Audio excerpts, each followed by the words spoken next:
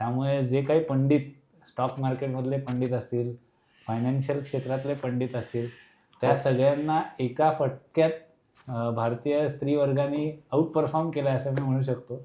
आणि सिल्वरनी तर सोन्यापेक्षाही जास्त परतावा दिला.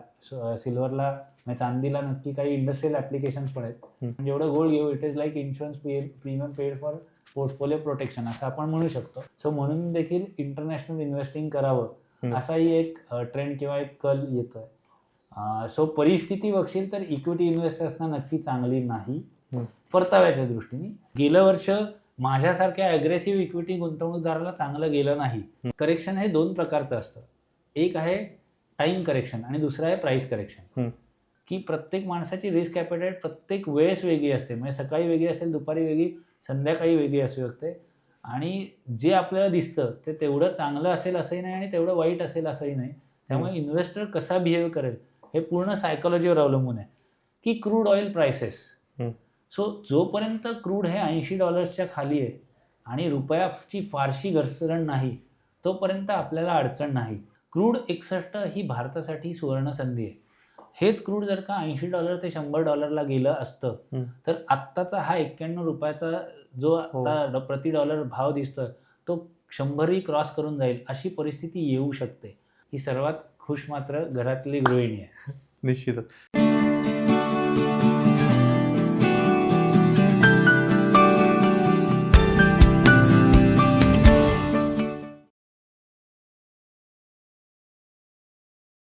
बघता बघता 2025 हे संपलेलं आहे आणि 2026 नुकतंच सुरू झालेलं आहे.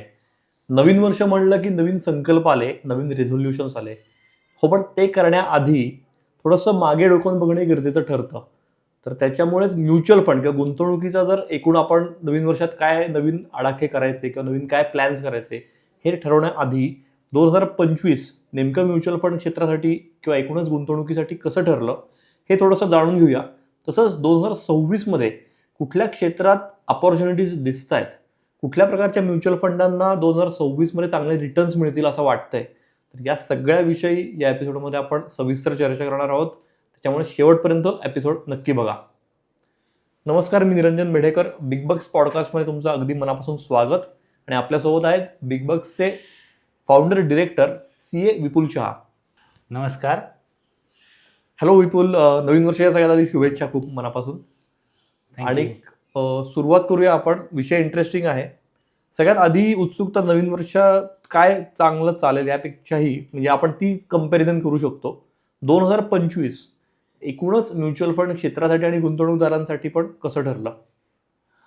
ॲक्च्युली निरंजन, आपण एक 10-15 दिवस अलीकडे हा एपिसोड शूट करतो. तर साधारण पुढचे 2 आठवडे हे फॉरेन इन्स्टिट्यूशनल इन्व्हेस्टर्ससुद्धा फारसे ॲक्टिव्हली पार्टिसिपेट करत नाहीत. त्यांच्या इथेही सुट्ट्या असतात. सो आत्ता आपण असं म्हणूयात की जी काय एकंदरीत परिस्थिती आहे पुढच्या 1-2 आठवड्यात फारशी बदलणार नाही. हो. तर ते बघितलं तर गुंतवणूकदारांसाठी मला माहीत नाही, पण हे वर्ष भारतीय महिलांसाठी सगळ्यात आनंददायी गेलं आहे. आणि कारण तर तू जाणतोसच. हो. आत्तापर्यंत सोन्याने ऑलमोस्ट 70% वाढ दर्शवलेली आहे. त्यामुळे जे काही पंडित स्टॉक मार्केटमधले पंडित असतील, फायनान्शियल क्षेत्रातले पंडित असतील, त्या सगळ्यांना एका फटक्यात भारतीय स्त्री वर्गाने आउट परफॉर्म केला असं मी म्हणू शकतो. हो. म्हणजे ज्या पद्धतीने सोने खरेदी झालेली आहे गेल्या काही वर्षांमध्ये म्हण किंवा यावर्षीसुद्धा अगदी माझ्या घरातसुद्धा मी हे अनुभवलं आहे की सोनं थोडंसं जरी पडलं किंवा काही सरप्लस लिक्विडिटी असेल तर त्यांनी सोन्यात गुंतवणूक करण्याचा डिसिजन घेतला आहे. सो हे गुंतवणूकदारांसाठी मला माहीत नाही, पण महिला वर्गासाठी हे अत्यंत प्रसन्न गेलेलं आहे असं मी म्हणेन. सगळ्यात जास्त वेल्थ क्रिएशन झालेलं आहे. घरचे म्युच्युअल फंडाचे पोर्टफोलिओ एक्स गोल्ड मी म्हणेन नसतील चाललेले, पण घरात असलेलं आपलं सोनं ते मात्र नक्कीच म्हणजे चमकलंय, चकाकलंय, झळाळी आली एक प्रकारची असं मी म्हणेन. म्हणजे उदाहरणार्थ हाच पॉडकास्ट आपण बरोबर 1 वर्षापूर्वी करत असतो आणि जर तुला असं विचारलं असतं मी तेव्हा की 2025 मध्ये सोनं चांदी तुफान हे देईल रिटर्न्स, तर त्याच्यावर तुझी प्रतिक्रिया काय असली असते? हे एक्सपेक्टेड होतं, हे प्रेडिक्टेड होतं? हे त्यावेळेस आम्ही एक्सपेक्ट केलं होतं, पण एवढा रिटर्न एक्सपेक्ट नव्हता केला. सो गेल्या नोव्हेंबरमध्ये इक्विटी मार्केट साधारण पीक झाले, म्हणजे एक पीक गाठला होता. म्हणजे नोव्हेंबर 2024ला. हम्म. सो तिथून करेक्शन एक्सपेक्टेड होतं का, तर इक्विटीजमध्ये करेक्शन एक्सपेक्टेड होतं. आणि त्यावेळेस मग नॅचरली सेफ्टी म्हणून गोल्ड आणि इक्विटी हे साधारण निगेटिव्हली कोरिलेटेड आहेत. म्हणजे Okay. गोल्ड जेव्हा वर असेल तेव्हा इक्विटीज नॉर्मली खाली जातात किंवा वाईस वर्सा, म्हणजे उलट पक्षी पण होतं. सो तसं बघता सोन्यामध्ये गुंतवणूक करा आम्ही हे सांगायचो, पण एवढा परतावा मिळेल याची आम्हाला नक्की खात्री नव्हती. त्याच्या मागे काही कारणं होती की रशिया युक्रेन युद्धानंतर जे काही झालं की रशियाच्या ॲसेट्स फ्रीज झाल्या आणि आता चर्चा अशी चालली आहे की आता त्या फ्रोझन ॲसेट्स युरोपमधल्या पण त्या वापरल्या जातील कदाचित, इथपर्यंत चर्चा चालली आहे. तर त्यातनं हे नक्की होतं की सेंट्रल बँका आता गोल्ड खरेदी करतील. पण रशिया युक्रेन क्रायसिस तेव्हा संपेल असं वाटलं होतं, अजूनही ते संपलेलं नाही. ट्रम्प यांनी त्यांच्या नोबेल साठी असं म्हटलं जातं की जगात सगळीकडेच पीस प्रोसेसला थोडं त्यांनी पुश केलंय म्हणतात. तो कितपत खरा खोटा यामध्ये मी जात नाही, पण अजूनही रशिया युक्रेन पीस डील आज आपण चर्चा करतानाही झालं नाहीये, जरी ते जवळ आलं असं म्हणत असलं तरी. सो ॲसेट क्लास वाईज बघशील तर गेलं वर्ष गुंतवणूकदारांसाठी गोल्ड सिल्वरमध्ये खूपच छान गेलं जे आपण जाणतो. आणि सिल्वरनी तर सोन्यापेक्षाही जास्त परतावा दिला. सिल्वरला चांदीला नक्की काही इंडस्ट्रियल ॲप्लिकेशन्स पण आहेत. Gold is just a hedge against inflation and uncertainty. म्हणजे इट्स अ पोर्टफोलिओ मधला तो इन्शुरन्स प्रीमियम देतो. आपण जेवढं गोल्ड घेऊ it is like insurance premium paid for portfolio protection असं आपण म्हणू शकतो. त्याच तुलनेत मी इंडियन इक्विटीजकडे बघितलं तर लार्ज कॅप्सनी अगदी सेव्हिंग्स किंवा एफडीच्या मधले रिटर्न्स दिलेत. व्हेरॅज मिड कॅप आणि small cap have under perform. Mid cap almost flat आहे, म्हणजे इंडेक्स म्हणतो मी. स्मॉल कॅप तर निगेटिव्ह आहे, ऑल टाईम हाय पासून आजही खाली आहे. सो परिस्थिती बघशील तर इक्विटी इन्व्हेस्टर्सना नक्की चांगली नाही परताव्याच्या दृष्टीने. अर्थात तुम्ही SIP गुंतवणूकदार असाल तर तुम्ही चांगल्या भावाने खरेदी केली किंवा जास्त युनिट्स अक्युमुलेट केलेत, सो तुम्ही डिसअपॉइंट होण्याची गरज नाही. पण नक्कीच गेलं वर्ष इक्विटीमधल्या गुंतवणूकदारांना चांगलं गेलं नाही. इंटरनॅशनल इक्विटीमध्ये ज्यांनी गुंतवणूक केली असेल तिथे तुला दिसेल की तैवान किंवा हाँगकाँग सारख्या इंडायसेसमध्ये चांगले रिटर्न्स मिळालेत. सो म्हणून देखील इंटरनॅशनल इन्व्हेस्टिंग करावं असाही एक ट्रेंड किंवा एक कल येतोय. मग गिफ्ट सिटीमध्ये अशी प्रॉडक्ट्स लॉन्च होतात की फक्त इनबाउंड नाही तर आउटबाउंड इन्व्हेस्टमेंट पण करता येतील, ह्या प्रकारची प्रॉडक्ट्स लॉन्च होत आहेत. सो इंडियन इक्विटीजसाठी मी म्हणेन नॉट सो गुड. डेट फंडांमध्ये ज्यांनी गुंतवणूक केली त्यांना डिसेंट किंवा थोडा एक चांगलाच किंवा पॉझिटिव्ह एक्सपिरियन्स आलेला आहे असं आपण म्हणायला हरकत नाही. कारण त्यांना अगदी 7-8% परतावा मिळाला शॉर्ट टर्म फंड्सना. सो वार्षिक जो मी म्हणेन की चांगला आहे तसा, कारण पडत्या इंटरेस्टच्या काळात, इंटरेस्ट रेटच्या काळात त्यांनी हा जर का रिटर्न दिला असेल तर तो नक्की उत्तम आहे असं मी म्हणेन.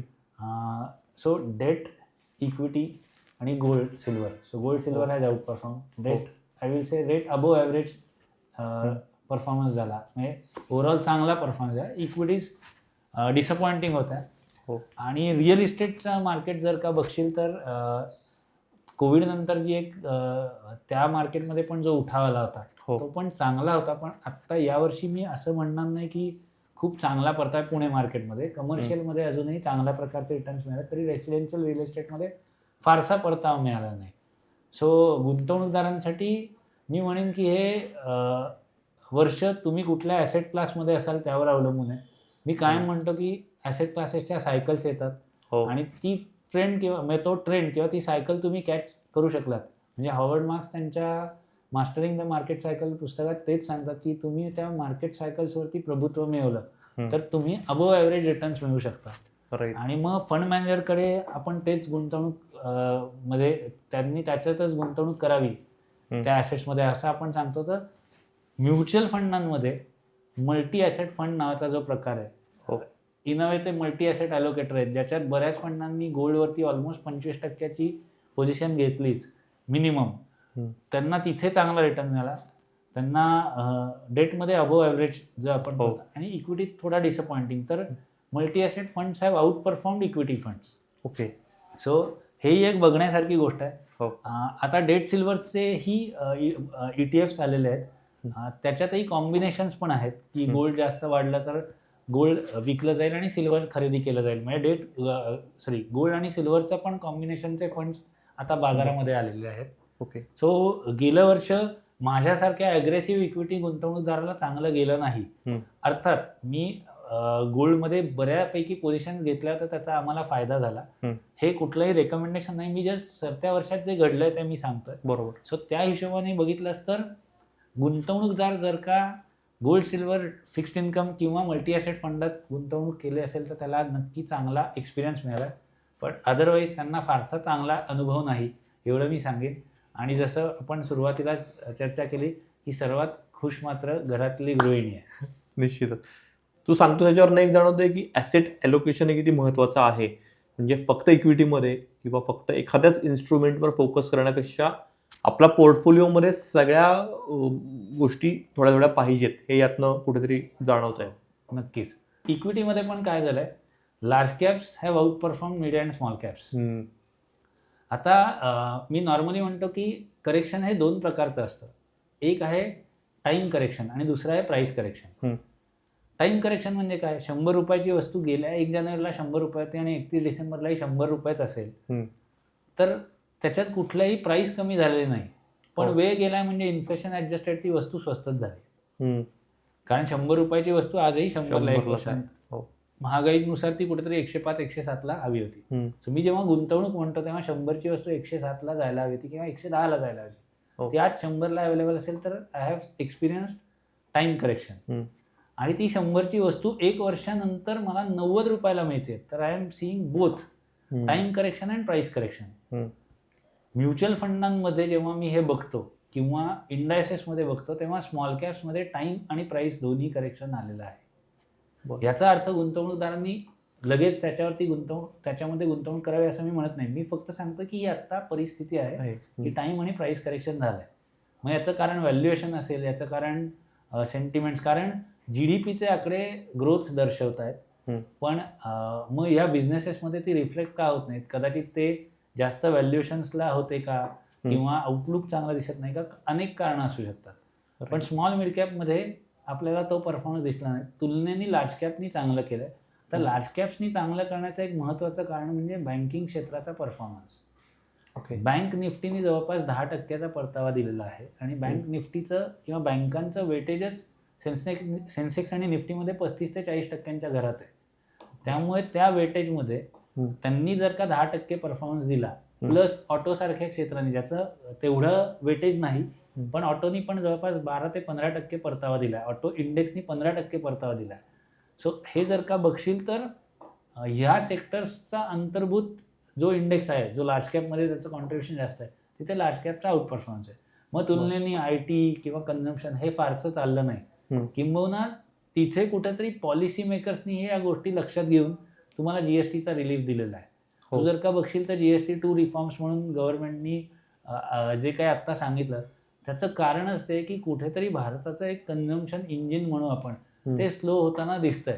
मग त्यांनी त्याच्यासाठी बजेटमध्ये इन्कम टॅक्समध्ये काही रिलीफ दिले की 12 लाखापर्यंत टॅक्स नाही, त्यातनं म्हणजे अर्थात 12 लाखाच्या वरती गेलं तर 4 लाख रुपयांपासून टॅक्स ॲप्लिकेबल आहे. पण बहुसंख्य करदाते त्या टॅक्स नेटमधनं बाहेर पडतील, त्यांच्या हातात पैसा येईल.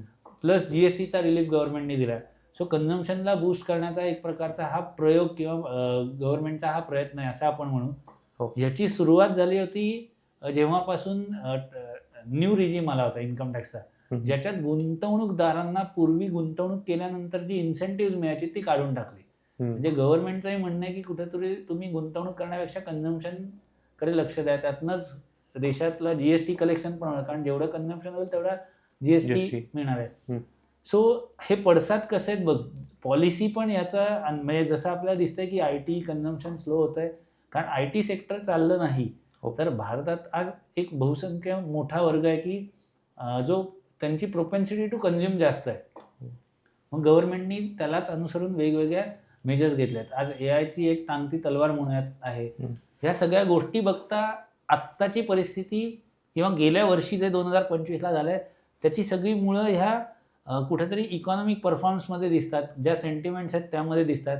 आणि त्याचं रिफ्लेक्शन आहे की ह्या गोष्टींमुळे इक्विटीजचा परफॉर्मन्स चांगला राहिलेला नाही. GDPचे आकडे काही दर्शवत असतील, परंतु कुठेतरी ग्रासरूट लेवलला ह्या गोष्टी किंवा इक्विटी व्हॅल्युएशन्समुळे म्हणूयात, त्या गोष्टींचा इक्विटीच्या परताव्यामध्ये तुम्हाला ट्रान्सलेशन झालेलं दिसत नाही किंवा तो रिटर्न तिथे दिसत नाही. ओके. तू आता बोलताना अनेक महत्त्वाचे मुद्दे सांगितलेस. बँकिंग, IT या सेक्टर्सचा उल्लेख केलास. तर मला असं वाटतं की 2024 आणि 25 दोन्ही वर्षी सेक्टोरियल फंड्स, थीमॅटिक फंड्स हे जरा चर्चेत होते, त्याची हवा होती. पण 2025 आता सरतंय किंवा सरलेला आहे, तर काय दिसतंय तुला? म्हणजे बँकिंगसारखा एखादाच थीमॅटिक फंडाने आउट परफॉर्म केला आणि बाकीचे तसे फ्लॅट राहिला परफॉर्मन्स त्यांचा? सरसकट नाही, पण बँक्स, ऑटो सेक्टरने आउट परफॉर्मन्स केला, डिफेन्स सेक्टरनी खूप आउट परफॉर्मन्स दिला गेल्या वर्षामध्ये. ओके. आणि त्याच्यासमोर मग काही सेक्टर्सनी खराब परफॉर्मन्स दिला आहे. जसं मी म्हटलं, फार्मा अगदी फ्लॅट राहिला आहे ऑलमोस्ट. कन्झम्पशन IT चाललेच नाहीत.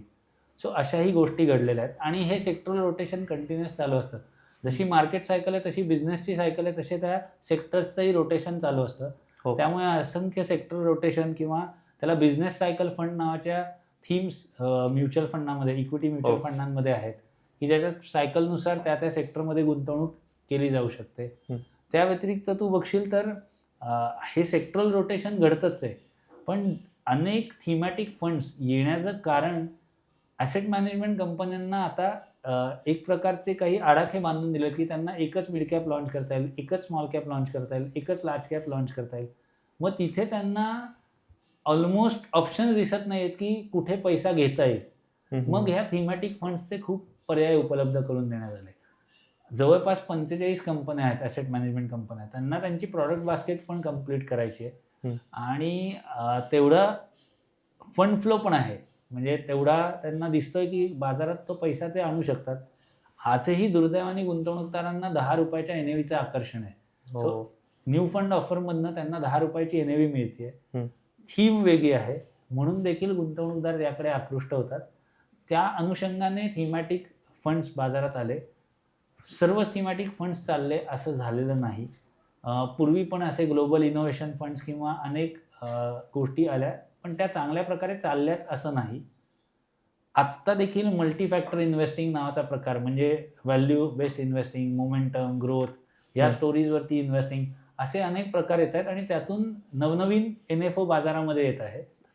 आणि काही गोष्टी चालल्या नाही. जसं मगाशी आपण डिस्कस करत होतो की स्मॉल मिड कॅप चालले नाहीत लार्ज कॅपच्या तुलनेत, तसेच मोमेंटम गेली 2-3 वर्ष चालूच नाही आहे. सो मोमेंटम ही एक स्ट्रॅटेजी आहे ज्याच्यात बऱ्यापैकी क्वांटिटेटिव्ह बेस्ड सर्व टेक्निक्स वापरले जातात आणि त्याच्यात मोमेंटमचा मेजर वेटेज आहे.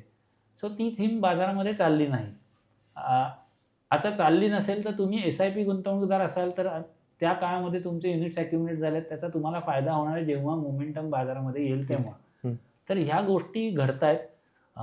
हे सर्व करण्याचं खरं तर काम आहे फंड मॅनेजरचं. आपण याच्यावरती फक्त एक चर्चा करतोय कारण फंड मॅनेजर्स त्यांच्या क्षेत्रातले अक्षरशः म्हणजे सर्वात म्हणून धुरंधर व्यक्ती आहेत की त्यांना म्हणजे त्यांची क्वालिफिकेशन्स तर तुला माहिती आहे, IIT, IIM, CA, CFA असतील. त्यांचं ॲक्युमन, त्यांना असलेली इकोसिस्टीम, रिसर्च असोसिएट्सकडनं येणारे इनपुट्स, त्यांच्या इन्व्हेस्टमेंट कमिटीचे डिसिजन, ह्यातून ते हे sectoral rotation, multi asset allocation या सगळ्यांवरती चर्चा करत असतात आणि त्यानुसारच ते प्रॉडक्ट्स लॉन्च करत असतात. सो त्यानुसार हे फंड मॅनेजर्स त्या थीम्समध्ये गुंतवणूक करत असतात.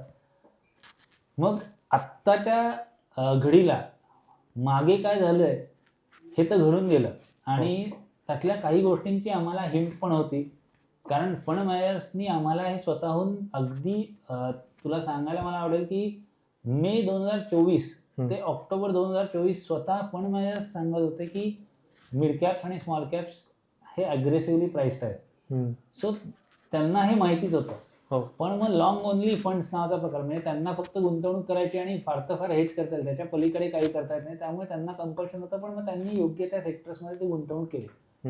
ह्या सगळ्या लिमिटेशन्स ओळखून यावर्षी बाजारामध्ये SIF नावाचं प्रॉडक्ट आलं, स्पेशलाइज्ड इन्व्हेस्टमेंट फंड. ओके. ज्याच्यात सेबीनी त्याला मान्यता दिली आणि ॲसेट मॅनेजमेंट कंपनींना त्यांच्या थ्रू डेरिव्हेटिव्हचा फायदा करून थोडंफार बरंचसं हेजिंग किंवा आर्बिट्राज वापरून किंवा थोडंफार स्पेक्युलेशन वापरून फंड मॅनेज करण्याची एक संधी उपलब्ध करून दिली. सो 2025 काय घडलं तर या सर्व गोष्टींव्यतिरिक्त एक महत्त्वाची गोष्ट घडली आहे की स्पेशलाइज्ड इन्व्हेस्टमेंट फंड्स भारतामध्ये ह्याला सेबीनी मान्यता दिली आहे हो. आणि असे अनेक स्पेशलाइज फंड गेल्या 2 महिन्यांमध्ये लॉन्च व्हायला लागलेत. हो. त्याच्या 3 प्रामुख्याने कॅटेगरीज आहेत, इक्विटी, डेट आणि हायब्रिड. ह्याच्यावरती आपण वेगळा कधी पॉडकास्ट घेऊन येऊयात. हो, तर नक्कीच. एकंदरीत बघशील तर SIF मी म्हणेन की एक पाथ ब्रेकिंग इनिशिएटिव्ह घेतलं गेलं आहे आणि त्यातून या सगळ्या ॲसेट मॅनेजमेंट इंडस्ट्रीला एक प्रकारचं इफेक्टिव्ह टूल मिळालं की पोर्टफोलिओ रिस्क मॅनेज करण्यासाठीचं एक चांगलं साधन उपलब्ध करून दिलं आहे. तर गेल्या वर्षात खूप घडामोडी घडल्या आणि ह्या दरवर्षी कुठल्या ना कुठल्या तरी प्रकारे घडतच असतात. हो. आणि दरवर्षी आपल्याला मी कायम म्हणतो की मी short term bearish, long term bullish आहे. कारण शॉर्ट टर्ममध्ये सगळा अंधारच दिसतो, अनेकदा भीतीच वाटत राहते आणि एक अँकरिंग बायस पण असतो की मी जे डिसिजन घेतला आहे तो योग्य आहे, तो मी बदलणार नाही. आणि दुसरा महत्त्वाचा असतो रिसेन्सी बायस. ॲक्च्युली निरंजन, मी कायम सांगतो गुंतवणुकीमध्ये ना महत्त्वाची आहे सायकॉलॉजी. म्हणजे सायकॉलॉजी ऑफ मनीमध्ये मॉर्गन युझेल यांनी पण तेच सांगितलं आहे की प्रत्येक माणसाची रिस्क ॲपेटाईट प्रत्येक वेळेस वेगळी असते. म्हणजे सकाळी वेगळी असेल, दुपारी वेगळी, संध्याकाळी वेगळी असू शकते. आणि जे आपल्याला दिसतं ते तेवढं चांगलं असेल असंही नाही आणि तेवढं वाईट असेल असंही नाही. त्यामुळे इन्व्हेस्टर कसा बिहेव करेल हे पूर्ण सायकॉलॉजीवर अवलंबून आहे. मग त्याच्यात रिसेन्सी बायस असतो. म्हणजे आज माझ्याकडे गोल्ड आणि सिल्वरमध्ये गुंतवणूक करू का, अशा प्रचंड मागण्या आहेत. आणि लोकांचं म्हणणं आहे की गेल्या वर्षी 100% मिळालेत सिल्वरला, तर अजून ॲग्रेसिव्ह यावर्षी पण 100% मिळतील. नॉर्मली असं होत नाही, पण हे मानसिकता असते की रिसेंटली काय घडलंय. गेल्या 1-1.5 वर्षात स्मॉल कॅप्स नाही चाललेत. So nobody is asking probably a small cap product किंवा त्याच्यात इन्व्हेस्ट करताना कन्व्हिक्शन नाही आहे. IT गेले 1.5-2 वर्ष चाललेलं नाही. सो IT सेक्टरमध्ये गुंतवणूक करायला लोकांना आत्ता नको वाटतंय. सो हे समजून घ्यायला लागेल की हे रिसेन्सी बायसेस आहेत. सो तुम्ही अनुभवी तज्ज्ञांच्या माध्यमातून सल्ला घेऊन योग्य त्या ठिकाणी गुंतवणूक करणं हे कधीही व्यवहार्य ठरू शकतं. आणि हे करताना तुमच्या आर्थिक उद्दिष्टांशी, तुमच्या गुंतवणुकीच्या टाईम होरायझनची सुसंगत आणि तुमच्या रिस्क ॲपेटाईटची सुसंगत निर्णय घेणं आवश्यक आहे. निश्चितच. 2025च्या तू SIFची डेव्हलपमेंट सांगितली. थोडंसं नॅशनल इंटरनॅशनल लेवलला बघितलं तर अनेक मोठ्या घडामोडी पण घडल्या. म्हणजे अगदी पहलगाममधला हल्ला असेल किंवा त्याच्यानंतर युद्धजन्य परिस्थिती झाली किंवा अमेरिकेत पण ट्रम्प परत निवडून आले आणि त्यांनी जे काही टेरिफ वॉर पुकारलं सगळं. तर या सगळ्याचाच मार्केटवर आणि ओव्हरऑल म्युच्युअल फंड इंडस्ट्रीवर एक खूप डीप इम्पॅक्ट झाला असं जाणवतंय तुला, का जेवढा होणं अपेक्षित होतं तेवढा झालेला दिसत नाहीये रिटर्न्स आणि हे जर सगळं बघितलं तर? आता तू बघशील तर निरंजन, जागतिक घडामोडी नक्की आहेत, पण जागतिक घडामोडींकडे आपण एक वेगळ्या प्रकारे बघू की फॉरेन इन्स्टिट्यूशनल इन्व्हेस्टर भारताकडे कसं बघतात. तर त्यांच्यासाठी इंडिया बिकम्स अनदर मार्केट. म्हणजे तिथे 100 त्यांना पर्याय आहेत, त्यातलं इंडिया एक आहे. आणि ह्या वर्षी त्यांनी 2007 नंतर हायेस्ट विक्री केलेली आहे. म्हणजे वन ऑफ द हायेस्ट. त्याच्या तुलनेत डोमेस्टिक इन्व्हेस्टर्सनी एस्पेशली म्युच्युअल फंड्स थ्रू आता जवळपास 27-28 हजार कोटी रुपयांच्या SIP इन्व्हेस्टमेंट्स येतात. EPFOच्या माध्यमातून पैसा गुंतवला जातो. रिटेलचं डायरेक्ट पार्टिसिपेशन आहे स्टॉक्समध्ये, प्लस इन्स्टिट्यूशनल इन्व्हेस्टर्स इतर म्हणजे इन्शुरन्स कंपन्या असतील त्यांचीही इन्व्हेस्टमेंट आहे. म्हणजे तिथेही युलिप किंवा दर मंथली जो इन्शुरन्सचा फ्लो आहे त्यातूनही इक्विटीमध्ये गुंतवणूक केली जाते. ह्या सगळ्या गुंतवणुकीमुळे FIIच्या आउटफ्लो समोर आपण एक प्रकारची वॉल की तुम्ही किती विका आम्ही खरेदी करू शकतो ही क्रिएट केल्यामुळे आपला बाजार तेवढा पडलेला नाही. सो हा झाला फक्त शॉर्ट टर्म डिमांड सप्लायचा इश्यू. फंडामेंटल या गोष्टीकडे आपण कदाचित नंतर येऊयात किंवा ते कोणी जज करू शकत नाही. पण मी जस्ट सांगतो की पूर्वीच्या तुलनेत आत्ता बाजार हा खूप स्टेबल आहे. गुंतवणूकदारांची पण ती मानसिकता आहे की ते पटकन SIP बंद करतील किंवा करेक्शन बघितलंय म्हणून त्यातून निघून जातील असं होत नाही. अर्थात 2013 नंतर ज्या प्रकारची रॅली झाली त्याच्यात 2018 ते 20 या काळात स्मॉल मिड कॅपमध्ये एक खराब पिरियड येऊन गेला. त्याच्यानंतर एवढा शॉर्ट पिरियडमध्ये म्हणजे इतर सगळी करेक्शनची शॉर्ट टर्म झाली. म्हणजे ती खाली गेला आणि परत वर आलं. म्हणजे त्याला आपण मी V शेप रिकव्हरी म्हणतो. सो स्मॉल मिड कॅपमध्ये जर का आत्ता 1 वर्ष ऑलरेडी ते पीकपासून खाली आहे आणि अजून एखाद वर्ष खराब गेलं तर कदाचित गुंतवणूकदारांची मानसिकता काय असेल हे बघायला लागेल आणि तिथेच तो सायकॉलॉजीचा कस लागेल. पण तुमचे बायसेस तुम्ही बाजूला ठेवून गुंतवणूक केली तर फायदा होऊ शकतो. ह्या ज्या घडामोडी तू म्हटला की ऑपरेशन सिंदूर झालं त्याचा इम्पॅक्ट म्युच्युअल फंड असा नाही गुंतवणूकदारांच्या मानसिकतेवरती होतोच. ट्रम्प यांच्या पॉलिसीचा परिणाम होणार आहे का, तर गुंतवणूकदारांच्या मानसिकतेवरती होणार आहे आणि त्याचा ॲसेट क्लासेसवरती इम्पॅक्ट येतोय. म्हणजे आज जे गोल्ड वर जात आहे या silver, it is because of uncertainty. It is not only because of Trump's initiative, it is because of global war. म्हणजे रशिया युक्रेन यांचं जे वॉर चालू आहे, मिडल ईस्टमध्ये काही गोष्टी झाल्या, पाकिस्तान बरोबर आपलं इम्पेंडिंग वॉर जे ऑपरेशन सिंदूरचं घडलं, या सगळ्यांचा कुठेतरी मानसिकतेवरती इम्पॅक्ट होत असतो. पण माझ्यासाठी मी ग्लोबल फॅक्टर्समधला एक महत्त्वाचा जो मी म्हणेन की भाग कायम बघतो आणि भारतासाठी तो खूप महत्त्वाचा आहे, की क्रूड ऑइल प्राइसेस. सो जोपर्यंत क्रूड हे $80 खाली आहे आणि रुपयाची फारशी घसरण नाही, तोपर्यंत आपल्याला अडचण नाही. आज जरी रुपया $91 प्रति डॉलरच्या आसपास आला असला तरी वार्षिक घसरण ही 3-4% घरात आहे. क्रूड आज $61-62 आहे, कारण रशिया युक्रेन युद्धानंतर मध्ये जे गॅस प्राइसेस वर गेल्या होत्या, पण रशियानी कंटिन्युअस ऑइल पंपिंग चालू ठेवलं आहे. मिडल ईस्टने पण प्रोडक्शनमध्ये फारसे चेंजेस केले नाहीत. US मध्ये त्यांचा शेल गॅसचा प्रोडक्शन चालू आहे. क्रूड 61 ही भारतासाठी सुवर्ण संधी आहे. हेच क्रूड जर का $80 ते $100 गेलं असतं तर आत्ताचा हा $91 जो आता प्रति डॉलर भाव दिसतोय तो 100ही क्रॉस करून जाईल अशी परिस्थिती येऊ शकते. त्यामुळे क्रूड 61ला असणं ही माझ्यासाठी सर्वात महत्त्वाची गोष्ट आहे. तोपर्यंत भारतात कदाचित शेअर प्राइसेस वर खाली होतील, लिक्विडिटी येईल जाईल, पण मेजर इकॉनॉमिक धक्का आपल्याला कुठलाही म्हणजे आपल्याला बसणार नाही. आर्थिकदृष्ट्या आपल्याला तशी रिस्क राहणार नाही. ओके, आता थोडंसं 2026 कडे येऊया आपण. 2025चा तू आढावा एक फक्त याच्यात मी ऍड करीन निरंजन, की crude oil is a major import component, तसा गोल्ड पण आहे. आणि गोल्डच्या वाढत्या भावानंतर आपण अशाच रेटनी जर का गोल्ड इम्पोर्ट करत राहिलो, कारण भारतीयांची गोल्डची भूक प्रचंड आहे, तर मात्र कुठेतरी कदाचित ड्रास्टिक मेजर्स येऊ शकतात. गोल्डवरती इम्पोर्ट ड्युटी लावली जाईल, पण तरी सुद्धा गोल्डची डिमांड ही बऱ्यापैकी इनइलॅस्टिक आहे. म्हणजे भाव वाढले, ड्युटीज वाढवल्या तरी गोल्ड खरेदी चालूच राहते. तर हे एकंदरीत बघितलं तर कुठेतरी आत्ताची परिस्थिती अशी आहे की ट्रम्प यांच्या टॅरिफ्स नंतर एक्सपोर्टला अडचणी आहेत, कारण काही गोष्टी काही मालावरती नक्की परिणाम झालाय. IT स्लो होतोय, गोल्डचे इम्पोर्ट वाढत आहेत. हा आपल्याला थोडासा धोक्याचा इशारा आहे, पण हा लॉंग टर्म तसाच राहील असं मला वाटत नाही.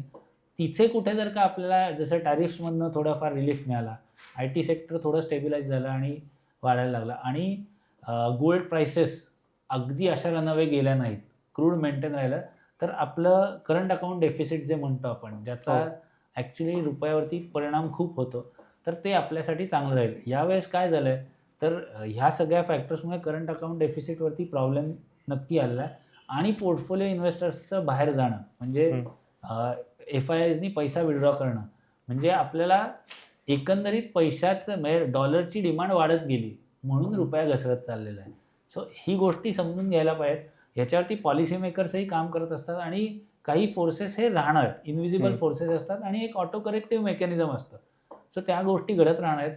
सो टॅरिफ हे कधीही रिग्रेसिव्ह असतात, कधीतरी त्यातून आपल्याला रिलीफ मिळेल आणि भारताची एकंदरीत परिस्थिती जगभरात आपण खरंच खूप स्ट्रॉंगली उभे आहोत, पूर्वीही होतो आणि ह्याच्या पुढेही राहणार. तर त्यातून कुठेतरी आपल्याला त्यातून रिलीफ मिळावा अशी अपेक्षा आहे. ते झालं तर आपल्याकडे नक्की एक प्रकारे पॉझिटिव्ह एन्व्हायरमेंट क्रिएट होईल. पण माझं एक कायम म्हणणं असतं की इक्विटीमध्ये रनअवे रॅली आली ना तर इन्व्हेस्टर्स थोडे कॉम्प्लेसंट होतात, म्हणजे एक प्रकारे बेफिकीर होतात, बेसावध होतात. सो आत्ताची ही फेज ही खरंच चांगली आहे.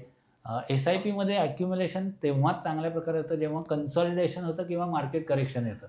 सो मी हे म्हणेन की एक छोटंसं करेक्शन आणि कन्सॉलिडेशन हे खरं तर SIPच्या गुंतवणूकदारांसाठी चांगलं आहे. त्यांनी आत्ता अजिबात डिसअपॉइंट होऊ नये की गेल्या 1-2 वर्षात रिटर्न्स नाही मिळाले. पुढच्या रॅलीमध्ये त्यांना खरं हे गेल्या 1-1.5 वर्षातलं ॲक्युम्युलेशन कामाला येणार आहे. ती रॅली कधी येईल हे आपण 2026च्या आउटलुक आणि त्या चर्चेमध्ये नक्की बघूयात की काय आहे. पण साधारण ह्या गोष्टींचा आपल्याकडे जो मॅक्रोचा परिणाम होतो हे बघणं खूप गरजेचं आहे. त्याच्यासाठी होलिस्टिक व्ह्यू घेणं हे गरजेचं आहे आणि हे सगळं काम फंड मॅनेजर्स करत असतात. गुंतवणूकदारांनी स्वतःहून हे करणं अपेक्षित नाही. जे गुंतवणूकदार डायरेक्टली गुंतवणूक करतात त्यांनी नक्की या सर्व गोष्टींचा अभ्यास करावा. अगदीच. 2026 कडे येऊ आता आपण. ऑलरेडी आपण पहिल्या आठवड्यात हा जेव्हा एपिसोड रिलीज होतो तेव्हा आहोत. तर 2026 कडे तू कसं बघतोस? तू बुलिश आहेस का कसा आहेस नेमका, आणि कसं ठरेल एकूणच 2026?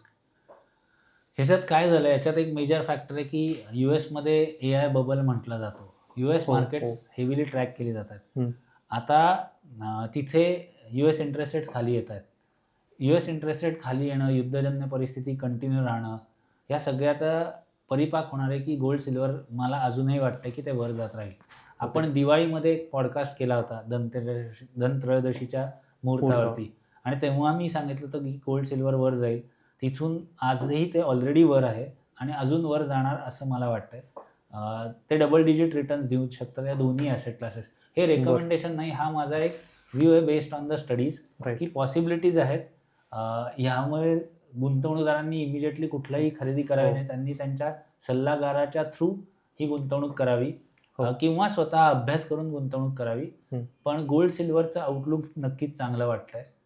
फिक्स्ड इन्कममध्ये मी सांगेन की थोड्या ॲग्रेसिव्ह इन्व्हेस्टर्सनी कॉर्पोरेट बॉन्ड्स किंवा इतर इन्स्ट्रुमेंट्सकडे लक्ष द्यायला हरकत नाही.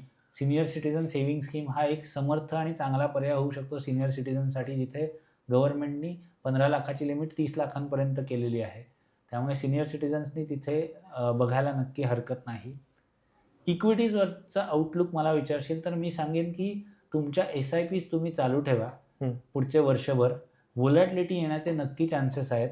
US मार्केटमध्ये काही जर का चॅलेंजेस आले तर त्याचा एक रिपल इफेक्ट किंवा डॉमिनो इफेक्ट म्हटलं जातं, की त्याचे म्हणजे कुठंतरी एखादं मोठं झाड कोसळलं तर त्याचा सगळ्यांनाच परिणाम होणार त्या सगळ्या इकोसिस्टमवरती. किंवा तिथे भूकंप झाला तर आपल्याकडे सुनामी येऊ शकते का, तर उत्तर आहे हो. पण मी म्हटलं तसं त्या सुनामीत फंडामेंटल्स आपली बघणं गरजेचं आहे. शॉर्ट टर्ममध्ये डिमांड सप्लाय मिसमॅच येणार, लोकांना भीती वाटणार, पण त्या केसमध्ये जर का आपली फंडामेंटल्स चांगली असणार आहेत, ज्याच्यात मी म्हटलं क्रूड प्राइसेस आहेत किंवा ओव्हरऑल आपली इकॉनॉमिक सिच्युएशन, कंपन्यांची ग्रोथ आउटलुक्स चांगली असतील, तर तुम्ही नक्की गुंतवणूक कंटिन्यू करत राहायला पाहिजे असं मी म्हणेन. SIFच्या माध्यमातून तुम्ही तुमचे पोर्टफोलिओ हेज पण करू शकता. सध्या पुढच्या वर्षासाठी मी म्हणेन की मल्टी ॲसेट फंड किंवा गोल्ड सिल्वर ETF फंड्स किंवा हायब्रिड फंड्स यांच्याकडे माझा कल थोडा जास्त राहील. जर का मला लमसम गुंतवणूक करायची असेल तर. आणि जर का मला SIP करायची असेल तर मी ती स्मॉल मिड कॅपमध्ये कंटिन्यू करेन. पुढच्या 1 वर्षातली व्होलॅटिलिटी आणि गेल्या 1-1.5 वर्षातली व्होलॅटिलिटी यातून माझं ॲक्युम्युलेशन खूप चांगलं होईल, जेणेकरून मला पुढच्या 2-3 वर्षात जेव्हा रॅली येईल तेव्हा मला त्याचा फायदा येईल. ती रॅली येण्यापूर्वी अनेक वादळ येण्याची शक्यता नाकारता येत नाही. खूप स्ट्रॉंग स्टेटमेंट्स केलीस तू, आणि एक खूप चांगला काय म्हणून त्याला टेकावे पण दिलेला आहेस की लमसम करायचे असेल तर गोल्ड सिल्वर ETF हे ऑप्शन्स आत्ता तरी दिसत आहेत, पण जर लॉंग टर्म SIPs करायचे असेल तर इक्विटीला ऑप्शन नाही, पण ती व्हॉलॅटिलिटी ही असणार आहे. आता समजा ₹100 किंवा एखादा नवीन गुंतवणूकदार आहे की ज्याला 2026 पासूनच इन्व्हेस्टमेंटला सुरुवात करायची, त्याकडे ₹100 आहेत गुंतवायला, तर पोर्टफोलिओमध्ये त्यांनी कसं ॲसेट ॲलोकेशन केलं पाहिजे तुझ्या मते नवीन वर्षात? आत्ताची परिस्थिती बघता त्यांनी तो सर्व पैसा मल्टी ॲसेट फंडामध्ये गुंतवलेला बेनिफिशियल राहील. जर का त्याला डायरेक्शन माहीत नाही आणि पुढचे 1-2 वर्ष त्याला जस्ट टेस्ट करायचे, कारण त्यांनी इक्विटीमध्ये टाकले आणि करेक्शन आलं तर तो घाबरून पळून जाऊ शकतो. आणि फिक्स्ड इन्कममध्ये टाकलं तर तेवढे रिटर्न नाही बनणार. मग गोल्ड सिल्वरचा कॉम्पोनंट, फिक्स्ड इन्कमचा कॉम्पोनंट आणि थोडा इक्विटीचा कॉम्पोनंट, अशी जी पोर्टफोलिओ म्हणजे ॲसेट ॲलोकेटर फंडच एक प्रकारचा तो, तर त्यातून गुंतवणूक करणं हे फायद्याचं ठरू शकतं. त्या व्यतिरिक्त मला विचारशील तर मी एक कॉन्ट्रा बेट म्हणून सांगेन की नॉर्मली जेव्हा करेक्शन्स येतात तेव्हा पर्यायाने IT सेक्टर वर येतं. म्हणजे IT इज ऑल्सो इन अ वे, म्हणजे असं म्हटलं जातं की फार्मा आणि FMCG हे डिफेन्सिव्ह सेक्टर आहेत. म्हणजे कन्झम्पशन या स्टोरीज, कारण का त्या बिझनेस सायकलचा त्यांच्यावर फार मोठा इम्पॅक्ट होत नाही असं म्हटलं जातं. सो तसंच एक IT सेक्टर मी म्हणेन. रुपया ज्या पद्धतीने घसरतोय आणि IT कंपन्यांचं आउटलुक जे गेल्या काही क्वार्टर्समध्ये खराब होतं किंवा तिमाही रिझल्ट खराब आहेत, AIचं प्रेशर आहे, तर ह्यामुळे कंपन्यांनी ऑलरेडी त्यांची वर्कफोर्स एफिशियंट आणि ॲडजस्ट केलेली असते, हायरिंग थांबवलेलं असतं, एक्सप्रेस वर्कफोर्स रिलीज केलेले असते. सो त्याला मी म्हणतो ऑपरेटिंग लिव्हरेज, म्हणजे ऑपरेटिंग एफिशियन्सी त्यांनी त्यांच्या गोष्टींमध्ये आणलेली असते. सो मला एक वाटतं की एक कॉन्ट्रेरियन बेट म्हणून व्हॅल्युएशन्स बघता IT सेक्टर पण चांगला परतावा देऊ शकतं. आणि मी जसं म्हटलं तसं SIPसाठी स्मॉल मिड कॅप, पण लमसमसाठी मी नक्की सांगेन multi asset fund, gold silver फंडांकडे तुमचा कल असलेला योग्य राहील. तू ₹100 म्हटलास, मी म्हणेन की SIFमध्ये म्हणजे स्पेशलाइज इन्व्हेस्टमेंट फंडांच्या हायब्रिड ऑप्शनमध्ये तुम्ही आत्ता नक्की गुंतवणूक करू शकता. त्यामध्ये मल्टी ॲसेट ॲलोकेटर कॅटेगरी पण आहे, पण आज त्याची कुठलीही प्रॉडक्ट्स बाजारात उपलब्ध नाहीत. त्यामुळे आपल्याला त्यासाठी थांबायला लागेल, पण ह्या प्रकारे नक्की आपण गुंतवणूक करू शकतो. विपुल, आता आपण एक रॅपिड फायर एक नवीन सुरू करूया. तर मी तुला रॅपिड फायर काही प्रश्न विचारतो, मी काढलेले आहेत. पहिला प्रश्न आहे की 2026 साठी SIP की लमसम? SIP स्मॉल मिड कॅपमध्ये आणि लमसम गोल्ड सिल्वरमध्ये. बरं. 2026 मध्ये कोणत्या सेक्टरवर तू सगळ्यात जास्ती बेट लावशील मोठी? IT सेक्टर थोडी कॉन्ट्रा बेट आहे. बरं. नवीन गुंतवणूकदार जर 2026 मध्ये ते सुरुवात करतायत, तर त्यांनी इंडेक्स फंड निवडावा की flexi cap? Multi cap fund, कारण स्मॉल मिड कॅपचं कॉम्बिनेशन थोडं जास्त येईल. 2026 मध्ये रिसेशनची भीती वर्तवली जाते. मार्केटमध्ये रिसेशन येईल का तेजी येईल? रिसेशन तर नाही, करेक्शन ड्यू आहे. फक्त टॅक्स वाचवण्यासाठी ELSS मध्ये इन्व्हेस्ट करावे, ELSS फंडात, की दीर्घकालीन संपत्ती निर्मितीचं लक्ष असावं? ELSS मार्फत दीर्घकालीन संपत्ती बनवता येते, कारण ते फ्लेक्सी कॅप सारखे असतात. वा. येत्या 2 वर्षात डेट फंड हे FD पेक्षा जास्त रिटर्न्स येतील? देतील. बरं. शक्यता आहे. 2025-26 मध्ये किंवा 26-27 मध्ये सोन्यातली गुंतवणूक ही पोर्टफोलिओ सिक्युअर करेल असं वाटतंय? नक्कीच. ओके. शेवटचा प्रश्न, पुढच्या 10 ते 15 वर्षात जर रिटायरमेंट असेल तर स्मॉल कॅप फंडात गुंतवणूक SIPच्या माध्यमातून सुरू ठेवावी का बंद करावी? नक्कीच चालू ठेवावी. 100% चालू ठेवावी. ओके. थँक्यू विपुल. म्हणजे 2025चा पूर्ण एक डिटेल आढावा तू दिलास आणि त्याच्यामुळे 25 मधल्या चुकाही अनेकांना कळल्या असतील, माझ्यासारख्याही गुंतवणूकदारांना. आणि 26 मध्ये नेमकं काय करायचंय तेही तू छान एक्सप्लेन केलंस. तुम्हालाही सगळ्यांना हा एपिसोड कसा वाटला, हा भाग कसा वाटला, काही मनात प्रश्न आले असतील, नक्कीच असतील, माझ्याही मनात काही आहेत जे मी ऑफ द कॅमेरा नंतर त्याला विचारणार आहे. तसं तुम्हालाही जर काही प्रश्न असतील, काही शंका असतील, आम्हाला कमेंट्समध्ये नक्की विचारा. भेटूया पुढच्या एपिसोडमध्ये. आणि तुम्हा सगळ्यांना हे नवीन वर्ष हे खूप काय म्हणूया आपण भरभराटीचं आणि नवीन गुंतवणुकीचं जावं, अशा शुभेच्छा. थँक्यू.